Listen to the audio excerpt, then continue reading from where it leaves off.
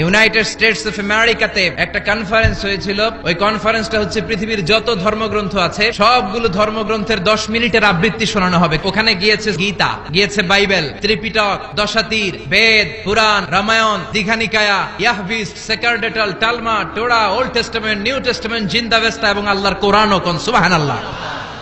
এই কনফারেন্সের উদ্দেশ্য হচ্ছে এইটা চেক করা কোন বইয়ের আবৃত্তিটা বেশি সুন্দর লাগে। সব ধর্মের শায়েকরা, গুরুরা, ধর্মনানকরা আর ফাদাররা আর কারীরা বসেছে। বিচারকের সামনে একটা গ্রিন বাটন, একটা রেড বাটন। প্রথমে ডাকা হয়েছে শ্রীমত ভগবত গীতা। 10 মিনিট পড়েছে, পড়ার পরে বিচারক রেড বাটনে প্রেস করেছে, সময় শেষ, নেমে গিয়েছে। সব ধর্ম গ্রন্থের আবৃত্তি এবং তেলাওয়াতের পরে সর্বশেষে মুসলমানদের ধর্মগ্রন্থ কোরআন আবৃত্তি করার জন্য ডাকা হয়েছে। এসেছে মিশরের কারি আব্দুল বাসিত ইবনে আব্দুস সামাদ। উনি দাঁড়িয়ে রাখেন না, ক্লিন শেভ, পাতলা একটা চাদর আর জুব্বা পরে চলে এসেছে মাইকের সামনে। এসে আউযু বিল্লাহি মিনাশ শাইতানির রাজিম বলে টান দিয়েছে। উনি সূরা ফাতিহা পড়তে সময় নিয়ে নিয়েছে 13 মিনিট। শ্রীমত ভগবত গীতাওয়ালারা হাততালি দেয়, সময় শেষ, কোরআন গেছে। কিন্তু কি আজীব তামাশা, বিচারক তো লালবাতি চাপে না। আব্দুল বাসিত কয় এই তো সুযোগ, বিচারক যেহেতু লালবাতি চাপে না, আমি আরেকটা সূরা ধরি। উনি কোরআনের সবচেয়ে সুন্দর সূরা আর রহমান তেলাওয়াত শুরু করলেন। উনি উনার গলায় আল্লাহ যত সুর দিয়েছিলেন সব সুর, দরদ, আদর ঢেলে দিয়ে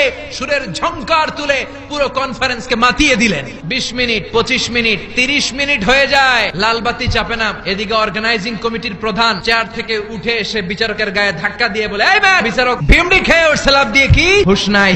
না পেরে বিচারক দাঁড়িয়ে বলে, ও আব্দুল বাসিত ইবনে আব্দুস সামাদ, আজকের এই প্রতিযোগিতায় তোর জন্য তেলাওয়াতের কোনো সময় নাই, তোর যত মনে চায় তুই পড়ে যা।